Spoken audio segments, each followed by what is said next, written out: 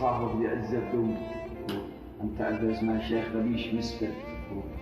فطلب مني أني أوصل لك رسالة، فأنا قلت بوصل لك رسالة هذه بيتين مختصرات هذا.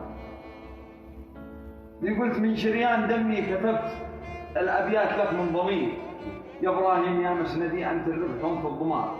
يا كنز الشيم والقيم يدرك وسط قلبي كبير، راسك مأثلي للسماء وقدامك بعمق البحر، شد الباس بي واحتزمني، لا شفت الوضع خطير، أقسم لك برب السماء ما أسيبك لو الراس طار، يا إبراهيم قلبي معك كل السر مقطع وبيدي، يا من لك معزه ولك عند الناس ألف اعتبار، يا الأسدي لك الروح فداء، ليلك لو دخلت السعير دامك درع لي حروف فاحسبني كما في الفضاء، فاحسبني كما في الفضاء.